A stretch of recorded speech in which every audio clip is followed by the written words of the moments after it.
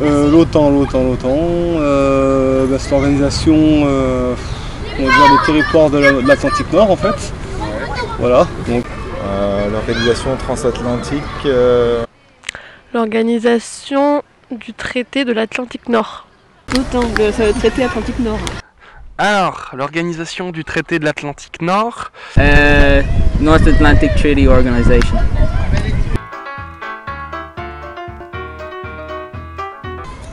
à quoi ça sert je pense pas. Franchement, comme ça, je peux pas vous dire comme ça, non. Ça relie les États-Unis, l'Europe, c'est un traité, voilà.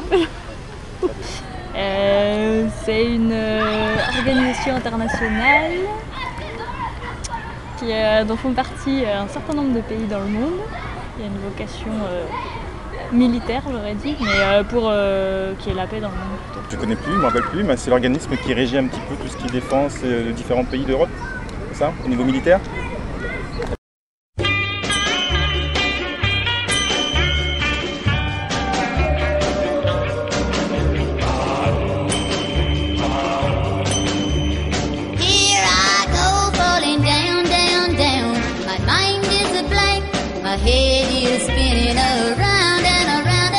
Deep into the funnel of love. Dans ce nouvel épisode, comme vous l'avez compris, nous allons parler de l'OTAN. Alors si la plupart des gens savent ce que veut dire OTAN, c'est-à-dire Organisation du traité de l'Atlantique Nord, à l'envers ça fait la version anglaise North Atlantic Treaty Organization, la plupart des gens ne savent pas pour autant ce que c'est, ou ce que ça représente, ou à quoi ça sert. Et on ne peut pas vraiment leur reprocher parce que c'est pas vraiment clair et moi-même je me pose des questions. Ah, parce que t'as pas d'idée là-dessus.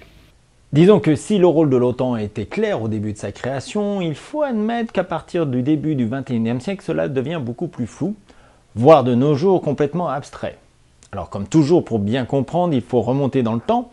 Dans le cas présent, c'est 1945, fin de la Deuxième Guerre mondiale. Après la fête, les célébrations, le réveil est plutôt douloureux pour les pays de l'Europe. Beaucoup de villes ont été détruites ou rasées, on manque de tout, farine, sucre, même du papier pour les journaux, l'alimentation est rationnée, bref, l'Europe est en ruine. Or, au même moment, les pays victorieux sont obsédés par une seule chose, c'est qu'il faut absolument empêcher l'Allemagne de ne jamais pouvoir redéclarer la guerre à l'Europe. C'est tout!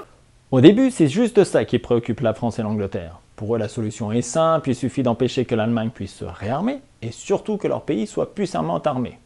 Sauf que comme ils n'ont plus un sou, ils demandent aux Américains de les aider, soit par leur fournir l'armement nécessaire, et ou de faire une alliance avec eux. C'est d'ailleurs Georges Bidault qui va être le premier à faire la proposition d'alliance aux Américains. Sauf que les Américains, ils ne sont pas très ouverts à toute forme d'alliance, car ils ont toujours voulu pouvoir éviter d'être engagés dans une guerre qu'ils n'auraient pas choisie. C'est ce qu'on appelle la politique isolationniste. C'est pour ça que pendant la Deuxième Guerre mondiale, ils sont rentrés non pas comme beaucoup de pays en Europe par un jeu d'alliance qui les oblige à soutenir un pays attaqué, mais uniquement parce que le Japon leur a déclaré la guerre. C'est ça l'héroïsme. Les États-Unis leur expliquent qu'ils doivent faire leur alliance de leur côté et que peut-être après, en fonction de ce qu'ils ont réalisé, ils les rejoindront ou pas. Le 17 mars 1948, il se crée donc un premier traité, le traité de Bruxelles, entre la France, la Belgique, le Luxembourg, les Pays-Bas. Et ce traité va amener à une création d'une organisation, le Voodoo. Non, pas le Voodoo. Ah bon? Mais le Western Union Defense Organization. Ah, je me disais aussi... Alors même si l'Europe réussit à créer cette alliance, c'est pas pour autant que l'Amérique est ouverte à y participer. Mais deux événements vont faire changer d'avis les États-Unis. Le premier, c'est le blocus de Berlin, où les Américains sont obligés de faire un pont aérien pour subvenir aux besoins des Allemands de Berlin-Ouest. Le deuxième, c'est le coup d'État de Prague. Alors là, je me dois de faire une petite parenthèse, car comme vous imaginez bien, l'histoire de l'OTAN est liée à une multitude d'événements qui ont chacun leur importance et qui surtout méritent chacun une explication. Ça va être long. Effectivement, chacun de ces événements peut faire l'objet d'une vidéo à part entière. Cette vidéo se viendrait au minimum le 3/4 d'heure historique. Je vais donc devoir faire quelque chose que je n'aime pas trop faire, c'est-à-dire simplifier au maximum. D'ailleurs, c'est pas moi qui vais le faire, c'est Aïcha.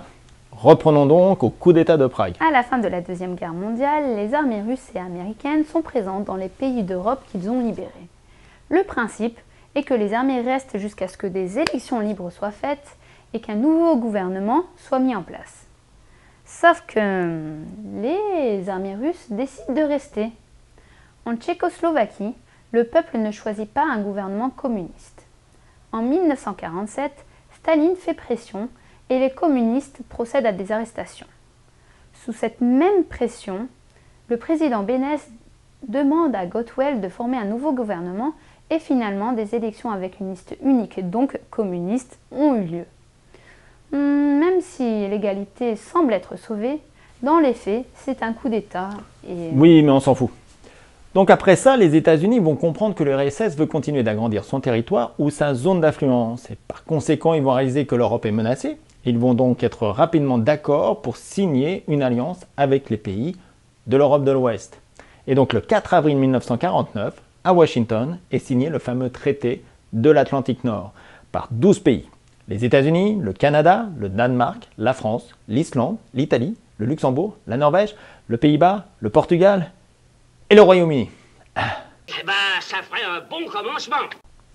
Dans ce traité, il y a surtout l'article 5, qui stipule que les pays membres conviennent de considérer une attaque armée contre l'un d'eux comme une attaque contre tous. Un peu comme le mousquetaire, vous savez, un pour tous, tous pour un peu le même principe.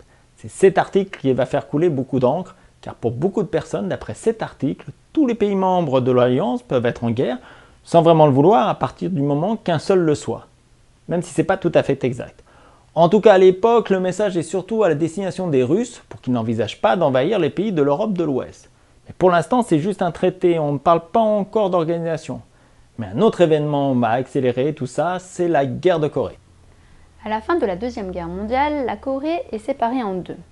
Le nord est sous le contrôle de l'URSS et le sud des USA. La réunification ne se fait pas et les Russes, après avoir mis un gouvernement communiste en place, équipent les armées de la Corée du Nord. Le 25 juin 1950, les armées du Nord attaquent et envahissent le sud. L'ONU décide alors d'intervenir, mais leur réaction est beaucoup trop lente. Le sud est quasiment envahi. Les Américains décident alors de ne pas attendre les forces de l'ONU et l'intervention militaire américaine évite que le sud soit envahi par le nord. Mais qu'est-ce que c'est une Subins? Non, on avait dit c'est moi sur le grand écran, toi tu vas dans le petit. Oh mais je suis bien moi là. De la guerre de Corée, les Américains vont déduire que s'ils veulent protéger réellement l'Europe de toute invasion, il leur faut une présence militaire et donc une organisation pour coordonner tout ça. On va se servir comme base du fameux Voodoo et le 20 décembre 1950, on fusionne le Voodoo avec l'OTAN et l'OTAN devient une véritable organisation. Bon, en réalité, les États-Unis vont vite réaliser qu'au lieu d'envoyer des milliers de soldats sur le sol européen, cela coûterait nettement moins cher de mettre des missiles nucléaires. Quoi qu'il en soit, à ce moment-là, donc, les choses sont assez simples, comme va le dire Hastings Ismay, le premier secrétaire général de l'OTAN dans son interview, à qui on va demander à quoi sert l'OTAN. Il répondra « Keep the Russian out, the American in and the German down », soit garder les Russes à l'extérieur de l'Europe, les Américains à l'intérieur, et les Allemands à genoux. C'est clair comme le jour. En avril 1951, avec la création de la communauté européenne du charbon et de l'acier, soit les débuts de la création de la communauté européenne, la peur de la résurgence de l'Allemagne va commencer à s'estomper. Et la peur d'une invasion russe étant plus que vive, le 6 mai 1955, on décide que la RFA, soit l'Allemagne de l'Ouest si vous préférez, intègre l'OTAN. Face à ça, les Russes vont réagir en créant le 14 mai le fameux pacte de Varsovie, soit l'équivalent de l'OTAN, dans les pays de l'Est, comprenant 8 pays, l'URSS, la RDA, soit l'Allemagne de l'Est, la Pologne, la Hongrie, la Tchécoslovaquie, la Roumanie, la Bulgarie et l'Albanie. Rien n'y manque. En 1956, un autre événement va compliquer les choses pour l'OTAN, c'est le problème du canal de Suez. Le canal de Suez est un canal qui fut construit afin que les bateaux puissent accéder de la mer Méditerranée à l'océan Indien. Il est en Égypte, mais dans les années 50, il appartenait à l'Angleterre. Suite à des difficultés, le président égyptien Nasser décide de récupérer la propriété du canal et déclare qu'il le nationalise. Les Anglais et les Français décident alors de le récupérer par la force. Ils demandent à Israël d'attaquer l'Égypte pour leur donner un prétexte pour une intervention militaire. Le 5 novembre 1956, les troupes françaises et anglaises arrivent au port Saïd à l'entrée du canal. Mais les Russes menacent l'Angleterre et la France et exigent qu'ils cessent leur intervention. Les Américains qui veulent absolument empêcher l'Égypte de devenir l'allié de l'URSS communiste vont aussi soutenir l'Égypte et demande à la France et à l'Angleterre de se retirer. Sous la pression des deux grandes puissances, les Français et les Anglais n'ont pas le choix que d'abandonner le canal.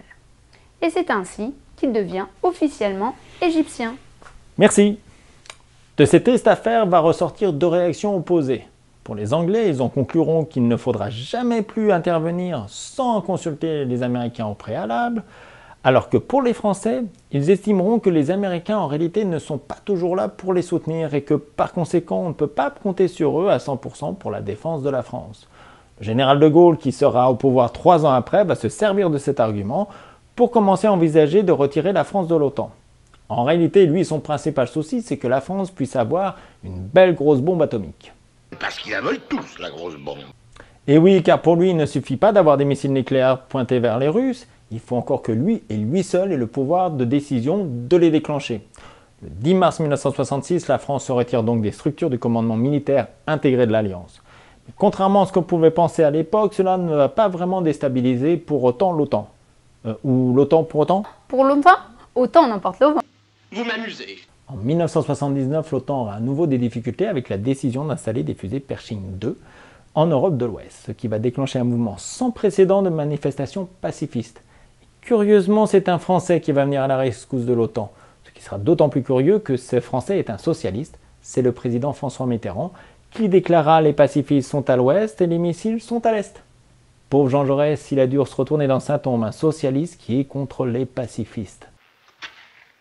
Je me marre.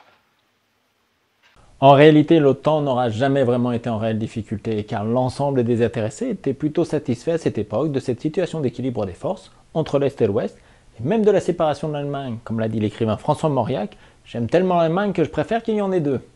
Non, le vrai challenge, ça va être en 1991, quand le système communiste de l'URSS va s'effondrer. Dans les années 80, l'URSS commence à subir une crise économique due aux incessantes et importantes dépenses militaires et spatiales. Mikhail Gorbatchev essaye de faire des réformes démocratiques, mais l'échec de la guerre en Afghanistan et l'accident de Tchernobyl montrent que le régime craque de toutes parts. En octobre 1989, d'énormes manifestations ont lieu en Allemagne de l'Est et le gouvernement cède et autorise l'ouverture des frontières. La population se dirige par milliers vers le mur de Berlin. La police dépassée laisse faire et c'est ce qu'on appelle la chute du mur de Berlin. De là, tous les régimes des pays de l'Est s'effondrent les uns après les autres et s'ensuit ainsi une série de changements politiques rapides. En janvier 1991, les pays de l'Europe de l'Est commencent le retrait du pacte de Varsovie, qui fut officiellement dissous le 1er juillet 1991. Le 21 décembre 1991, l'URSS finit d'exister et les républiques de l'URSS déclarent leur indépendance. Merci. Bon, comme vous l'avez compris, normalement, suite à cela, l'OTAN aurait dû se dissoudre puisque la menace communiste n'existait plus. Sauf que c'est pas si simple que ça. Comme l'avait dit Winston Churchill, s'il est facile de transformer un aquarium en soupe de poisson, c'est pas pour autant qu'il est facile de retransformer la soupe de poisson en aquarium. En réalité, c'est surtout parce que les pays de l'OTAN ont été pris complètement par surprise. C'était la panique totale en fait. La meilleure preuve, c'est que quand les États de l'URSS ont demandé leur indépendance, les États-Unis ont demandé à l'Ukraine de ne surtout pas se séparer de la Russie. En fait, comme l'arsenal nucléaire russe était en Ukraine, ils ne voulaient pas trop que ça tombe entre les mains de n'importe qui et qu'ils préféraient au pire que ça reste entre les mains des Russes. Mais je ne sais pas si vous voyez, après tant d'années avoir essayé d'expliquer, de convaincre les gens de se séparer des méchants Russes, de leur dire de ne pas devenir indépendants, faut vraiment être... C'est pas le gros mot, c'est nos alliés. En 1995, un autre événement va déterminer le futur de l'OTAN, c'est la guerre de Yougoslavie. La Yougoslavie était un État fédéral de 6 États, créé en 1945 par Tito et centralisé à Belgrade en Serbie. À sa mort, rapidement des tensions éclatent entre les États et en juin 1991, les Croates et les Slovanes proclament leur dissociation de la fédération, puis finalement leur indépendance. Milosevic, devenu le président de la Serbie, veut créer la Grande Serbie en intégrant toutes les provinces et les autres États où des populations serbes résident, comme par exemple la Bosnie-Herzégovine. La montée du nationalisme croate et serbe crée des tensions, puis finalement des conflits armés en 1992. La guerre s'étend à la Bosnie et de là commencent des massacres et des purifications ethniques. Brrr. Face aux multiples exactions des armées serbes, l'ONU décide qu'il faut réagir.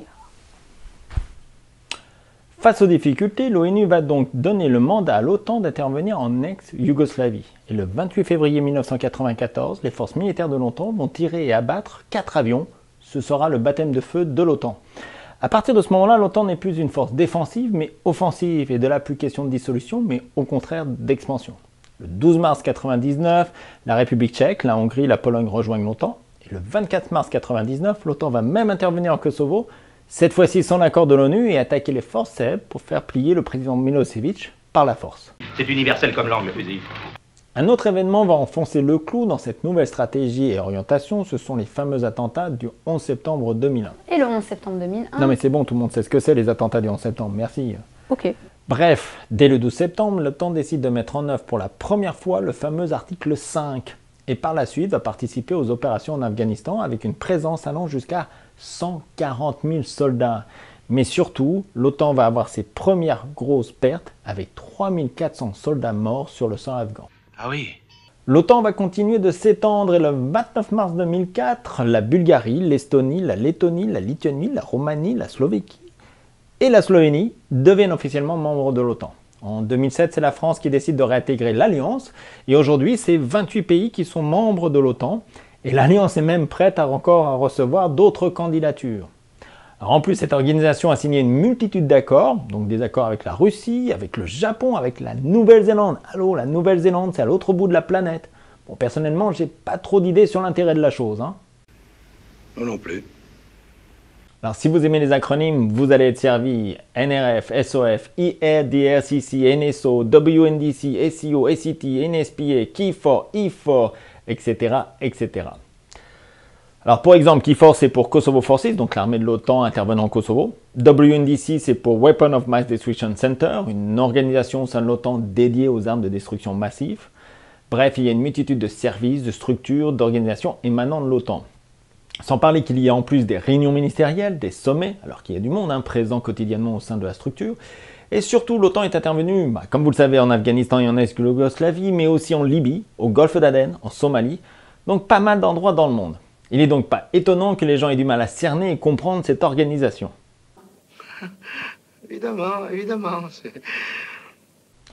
Pour résumer, la version officielle est que l'OTAN est une organisation d'une alliance de pays de l'Europe et de l'Amérique du Nord, qui est là pour protéger la sécurité de tous ses membres, par des moyens politiques et militaires. Voilà, je finirai par ajouter qu'il y a 2 structures au sein de l'OTAN, une politique et une militaire, même si évidemment c'est la structure militaire que l'on voit le plus souvent, en tout cas à la télé. Aussi pour dire que les décisions sont prises par consensus, c'est-à-dire que l'on ne vote pas au sein de l'OTAN, mais que les membres s'assoient autour d'une table et décident d'une manière commune. Personnellement, je ne donnerai pas d'avis ni d'opinion sur l'intérêt de l'existence de l'OTAN, je vous laisse entièrement juge, mais comme vous avez pu le constater au sein de cette vidéo, la raison de son existence aujourd'hui n'a plus rien à voir avec celle de sa création.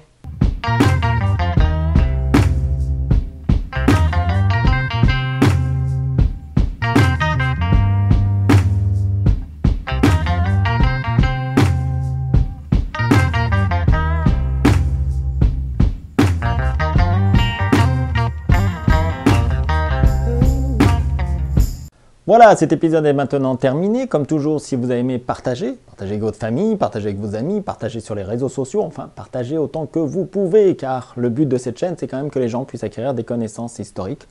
Comme le disait l'écrivain Aldous Huxley, le fait que les hommes tirent peu de profit des leçons de l'histoire est la plus grande leçon que l'histoire nous enseigne.